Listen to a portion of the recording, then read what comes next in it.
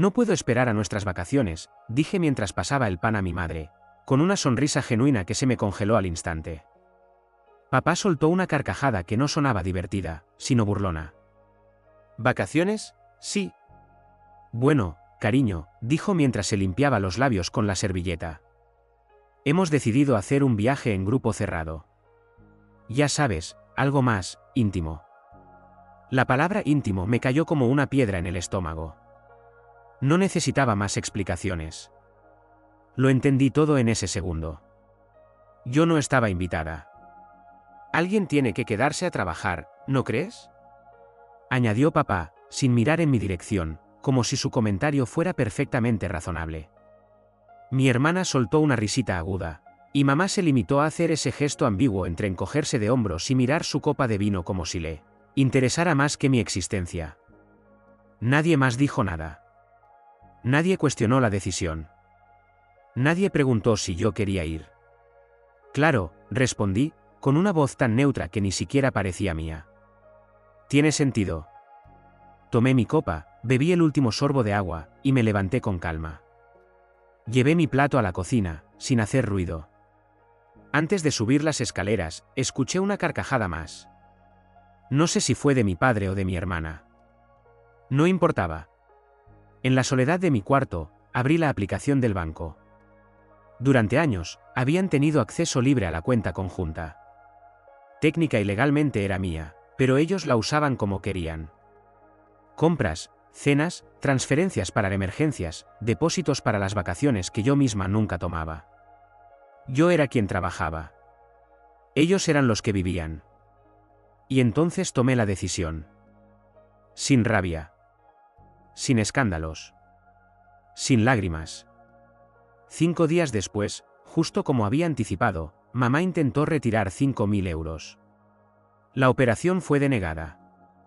A los pocos minutos, supe que lo había visto. Me llegó un mensaje. ¿Hubo algún problema con la cuenta? Le respondí sin drama. Ni una palabra de más. Paguen sin mí. Ustedes lo entienden, ¿verdad? Silencio. Luego, una llamada perdida. 2. 3. Después de 1 hora, comenzaron los mensajes. ¿Qué pasa? Necesitamos ese dinero para el viaje. Esto no es justo, hija. No nos hagas esto. Y luego llamó papá. Él nunca llama. No contesté. Dejé que el teléfono sonara. Una parte de mí, la que aún esperaba ser querida, temblaba. Pero otra, más firme, más clara, estaba serena. Ellos se reían cuando me excluían. Ahora que les cerré el grifo, empezaron a gritar. ¿Y yo? Yo estaba por hacer algo que jamás se esperaban. Durante años, fui la hija que resolvía todo en silencio. Cuando mi hermana perdió su empleo, fui yo quien pagó sus tarjetas de crédito. Cuando papá necesitó una pequeña ayuda para cubrir un problema con Hacienda, fui yo quien transfirió los 3.200 euros sin decir una palabra. Cuando mamá se olvidó de pagar la hipoteca durante 3 meses seguidos, fui yo quien cubrió el agujero para evitar que el banco los llamara. Siempre era yo. Y nunca, ni una sola vez, escuché un gracias sincero. Mi hermana decía: bueno, es que tú ganas bien. Mi madre decía: nos ayudas porque sos buena hija. Así debe ser. Y papá, el más directo, soltó una vez: ¿para qué trabajas tanto si no es para tu familia? Esa frase me quedó grabada.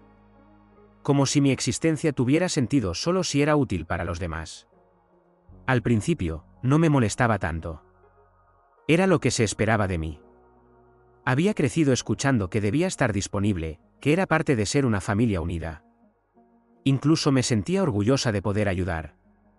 Pero con el tiempo, algo dentro de mí comenzó a agrietarse.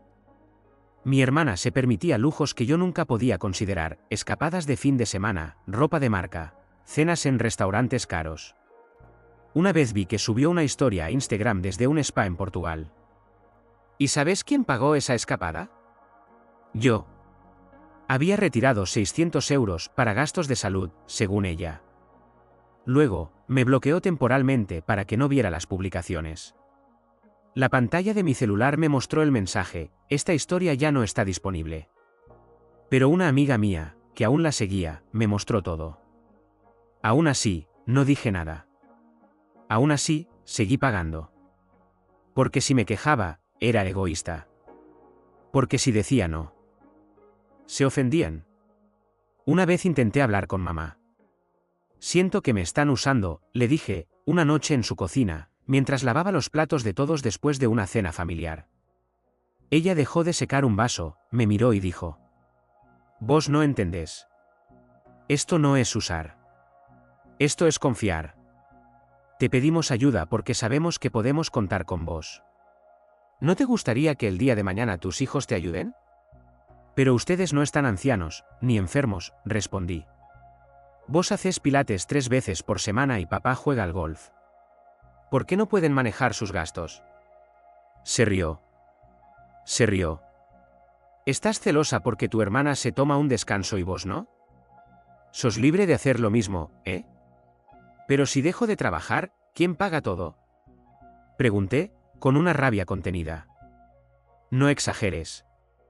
Vos elegiste esta vida. Nadie te obligó. Y ahí lo entendí. No era amor. No era confianza. Era dependencia. Era abuso disfrazado de costumbre. Aquel episodio ocurrió un mes antes de la cena.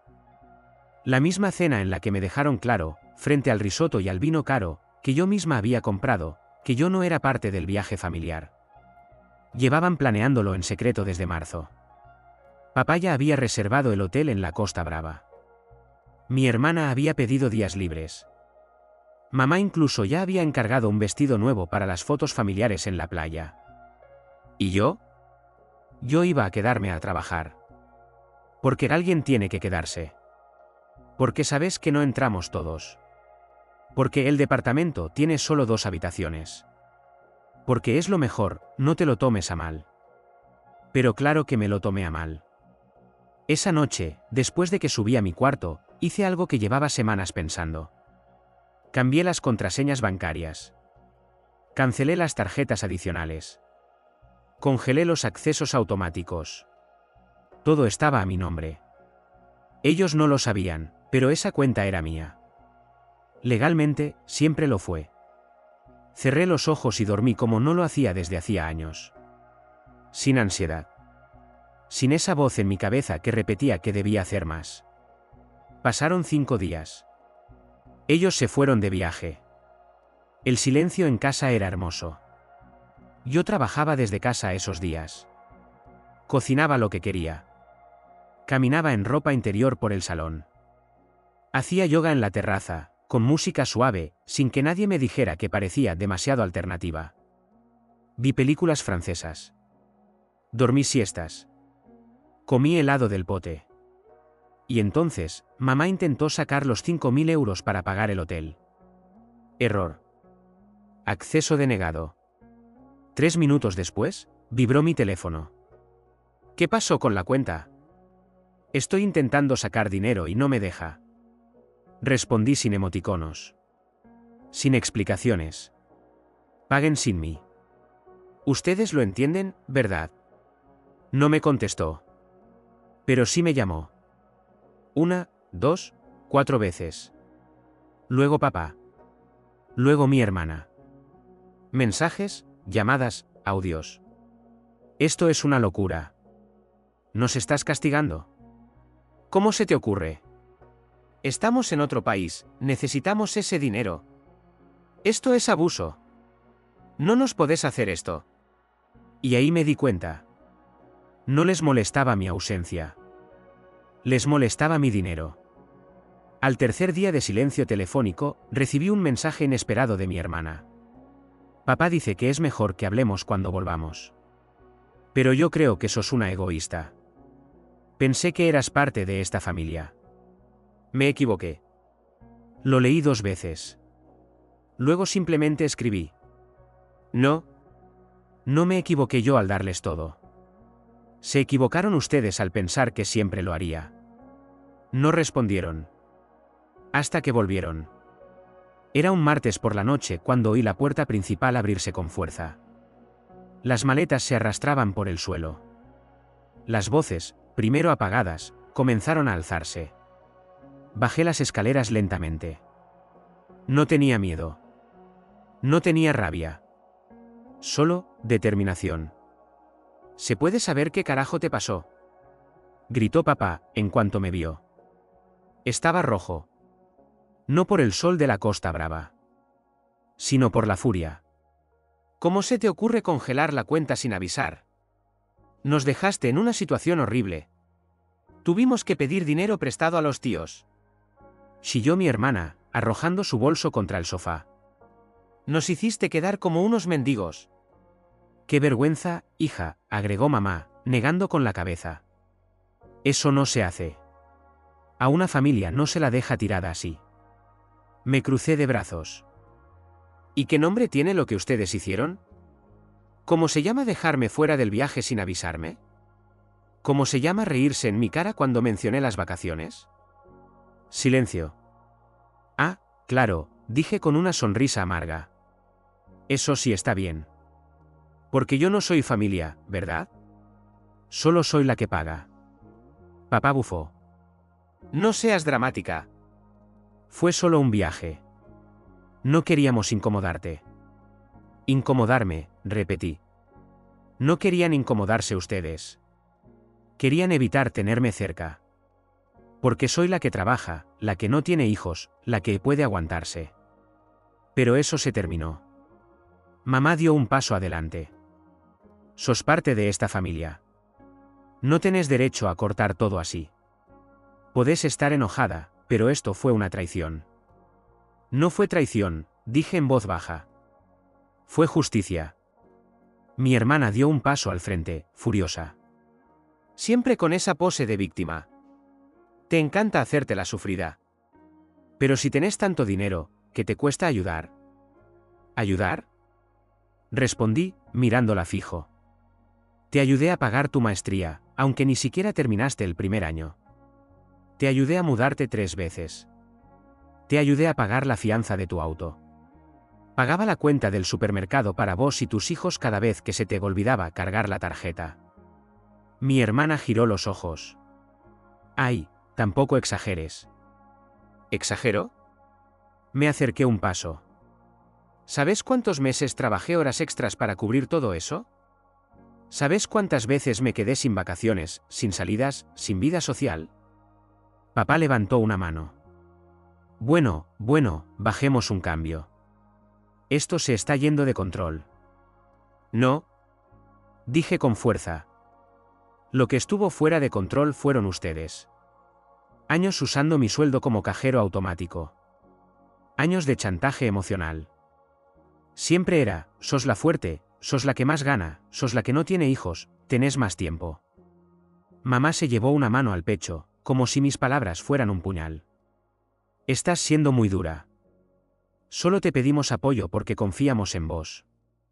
No, dije, respirando hondo. Me pedían apoyo porque sabían que no decía que no y cuando dije no, me castigaron. Me giré hacia la escalera. Se terminó. No van a tocar un euro más mío. No van a tener acceso a mis cuentas. No van a exigirme nada. ¿Quieren una familia? Empiecen por respetarme como persona. Mi hermana resopló. Siempre pensaste que estabas por encima de todos. Te encanta sentirte la mártir. No me creo nada, respondí. Me rompí el alma para todos ustedes. Y lo único que recibí fue burla.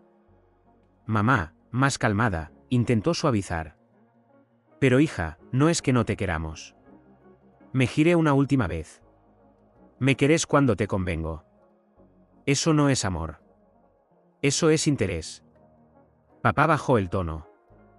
¿Y qué piensas hacer entonces? ¿Alejarte? ¿Cortarnos para siempre?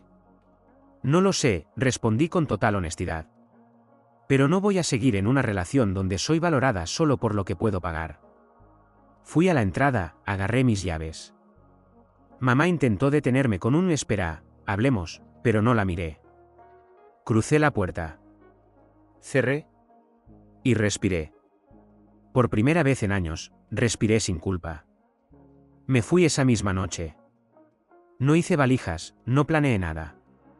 Agarré mi mochila, mis llaves, la computadora del trabajo y llamé a una sola persona, mi tía Marta. Ella había sido siempre una presencia periférica. No muy querida por mis padres, decían que era egoísta porque no se casó, no tuvo hijos y no ayudaba lo suficiente a la familia. Pero cuando le conté todo por teléfono, no dudó ni un segundo. Nena, venite a casa. Tenés habitación, privacidad y café recién hecho. Lo único que te pido es que no me pagues el alquiler. Y que me enseñes a usar Netflix, que siempre lo arruino. Esa noche dormí en paz. Tía Marta me dejó quedarme todo el tiempo que necesitara. No me pidió explicaciones. No me preguntó si estaba exagerando. Solo me dejó ser. Durante los primeros días, el teléfono no paraba de sonar. Mensajes. Llamadas. Audios de voz de 3 minutos. Mi hermana llorando. Mi mamá pidiendo que volviera a hablar. Papá usando ese tono autoritario que tanto conocía, esto se resuelve en familia. Basta de caprichos. No respondí. Apagué el teléfono y lo metí en el cajón del ropero. Por primera vez en mi vida adulta, me desconecté del ruido. Y ahí fue donde empecé a escucharme a mí misma. Pasaron 2 semanas. Comencé a salir a caminar por las mañanas. Hacía años que no prestaba atención al sol en la cara, al sonido de las hojas secas bajo mis pies. Me hice un té sin pensar en cuántos sobres quedaban en la caja. Leí un libro sin interrumpirme para responder un mensaje familiar. Y entonces sucedió algo extraño, me reí en voz alta. No por una broma. No por obligación. Sino porque, por fin, algo dentro de mí se había soltado. Me di cuenta de cuán lejos había llegado de mí misma durante tantos años. Había sido la empleada del mes, la responsable, la que tenía todo bajo control. Pero también había sido la sirvienta emocional y económica de una familia que solo sabía tomar. Sobre correo saliente el día 18 desde mi partida, recibí un correo electrónico de mi madre. El asunto decía: nos preocupa tu silencio. En el cuerpo del mensaje, escribió: hija, no entendemos por qué reaccionaste de esa forma. Fue solo un viaje. Nos dolió que congelaras la cuenta sin avisar. Fue injusto. Tu hermana está muy mal. ¿El papá también? ¿Podés venir a casa el domingo a hablarlo todos juntos? No hace falta que traigas nada. Lo leí 3 veces. Luego hice clic en responder. Escribí: mamá. Lo que hice no fue una reacción, fue una decisión. Me excluyeron, se burlaron y abusaron de mí durante años. No fue solo un viaje, fue el símbolo de todo lo que vengo tragando en silencio. No voy a ir a casa este domingo. No quiero hablar de esto como si fuera un malentendido. Fue un límite. A partir de ahora, los invito a ustedes a reflexionar. Con respeto. Yo. No sé si lo entendieron. No me respondieron.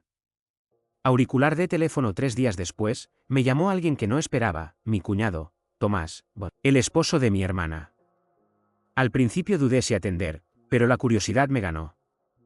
Hola, dije. Hola, disculpa. No sé si querés hablar, pero necesitaba llamarte. Te escucho. Tomás dudó. Luego soltó. Sé lo que está pasando. Vi todo. Escuché lo que te dijeron en la cena. Y también lo que hablaron después. Solo quiero decir que, tenés razón. Guardé silencio. Yo traté de quedarme al margen, continuó él, pero ya no puedo. Esto no fue un arrebato. Vos diste todo. Ellos están tan acostumbrados a depender de vos que no ven lo que te hacen. Me apoyé contra la ventana. Cerré los ojos. Gracias, le dije. No sabes lo que significa que alguien lo diga en voz alta. Si necesitas algo, agregó él, estoy. Cortamos. Y me sentí menos sola. Calendario de hoja por día un mes después. Volví al trabajo como otra persona. Mi jefa me dijo: estás distinta. Te veo más liviana. Y lo estaba. Empecé a comer bien. A dormir mejor. Me anoté en clases de cerámica. Hice nuevas amistades. Fui al cine sola. Me compré flores. Abrí una nueva cuenta bancaria, solo mía. Y puse límites. Por fin. Una tarde recibí una carta manuscrita de mi madre. La primera que me había escrito en años. No entiendo cómo llegamos a esto. Papá dice que te estás dejando influenciar por gente de afuera. Yo creo que estás confundida. Pero aún así, quiero que sepas que te queremos. Te extrañamos. Esperamos que recapacites. La doblé con cuidado y la guardé en una caja. No respondí. Porque no tenía que justificar mi paz. Pasaron exactamente 102 días desde aquella cena en la que mi padre dijo con media sonrisa: hemos decidido ir en grupo reducido. Ya sabes, alguien tiene que quedarse a trabajar.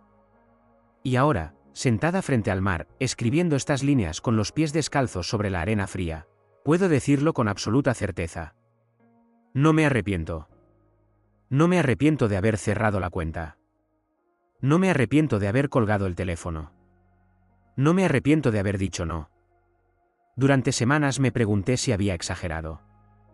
No porque yo lo creyera, sino porque cuando naces y creces en un entorno que normaliza el abuso emocional y financiero, poner límites se siente como una traición.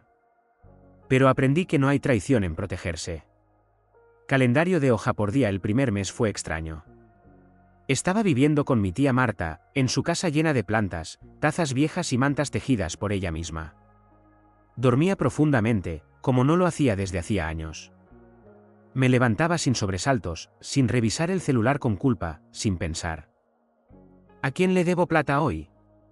Comencé a notar pequeñas cosas. Que ya no me dolía el estómago cada vez que llegaba a fin de mes. Que podía comprarme un café sin calcular cuántos billetes me quedaban para ayudar a los demás. Que no tenía que justificar por qué me compré una blusa nueva o salí a cenar con una amiga. Era como recuperar el control remoto de mi vida. Ese que había estado demasiado tiempo en manos de otros. Sobre correo saliente la familia, por supuesto, no lo tomó bien. Los primeros mensajes eran caóticos. Mi madre me escribió: ¿qué te pasa? Nos pusiste en una situación horrible. No esperábamos esto de vos. Mi hermana fue más directa. Siempre fuiste rara. Pero esto fue bajo incluso para vos. Papá, como siempre, mandó solo una frase: esto se soluciona en familia. ¿Llama? No llamé. No respondí. Y con cada día que pasaba en silencio, me sentía más libre. Botón de repetición. Semanas después, empezaron las maniobras de manipulación blanda. Un email de mamá con tono meloso: te extrañamos. Papá no lo dice, pero está muy triste.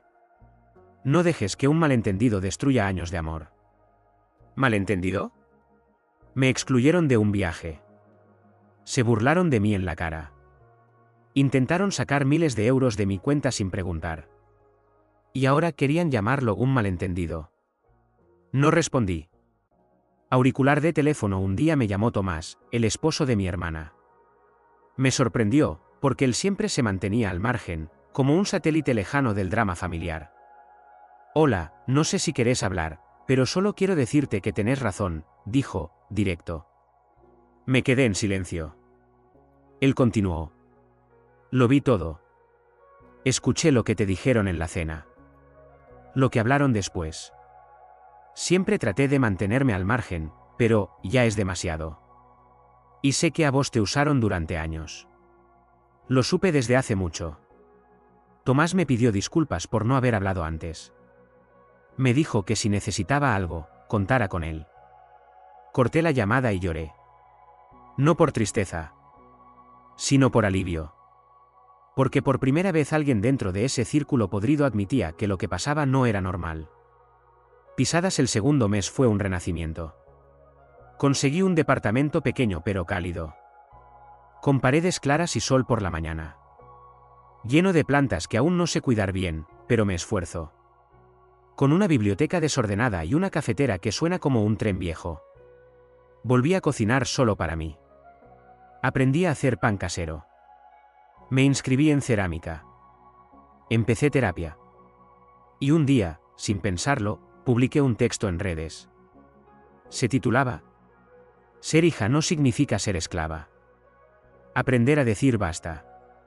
Se hizo viral. Cientos de personas comentaron. Muchas compartieron. Recibí mensajes privados de personas que contaban historias similares, hijas que sostenían familias enteras, hermanos usados como billeteras, padres que usaban el amor como deuda. Respondí todos los mensajes. Y lloré con muchos. Porque no estaba sola. Micrófono: fui invitada a un centro de mujeres a dar una charla. Había 20 personas. Mujeres jóvenes, adultas, abuelas. Conté mi historia sin filtros. Les hablé de cómo me excluyeron. De cómo me obligaban a pagar para sentirme parte. De cómo me culpaban si no daba lo que esperaban. Cuando terminé, una señora de unos 60 años me abrazó y me dijo: Vos hiciste lo que yo nunca me animé. Gracias. Esa noche escribí en mi diario: Quizás el dolor que viví puede transformarse en mapa para otras. Pergamino: en el día 89, recibí una carta de mi madre. Escrita a mano. Con su letra temblorosa, como cuando firmaba mis boletines en primaria. Decía: No entendemos tu cambio. Siempre fuiste la que ayudaba. Nos duele este rechazo. Pero papá y yo estamos dispuestos a hablar si volvés con otra actitud. La leí 3 veces.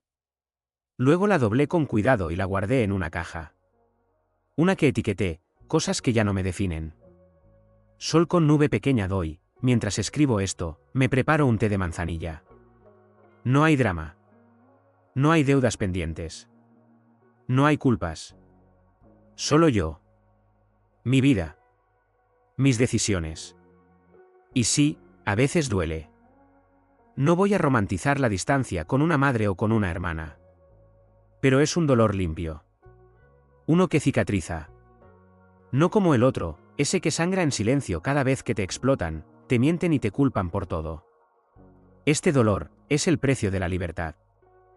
Y estoy dispuesta a pagarlo. En el blanco ahora sé que no fui la egoísta. Fui la cuerda que todos jalaban sin preguntar si estaba desgastada. Fui el andamio que sostenía la casa sin que nadie preguntara si tenía grietas. Fui el fondo de emergencia de todos menos mío. Hasta que me di cuenta de que mi existencia no tiene que justificarse con dinero ni con sacrificio.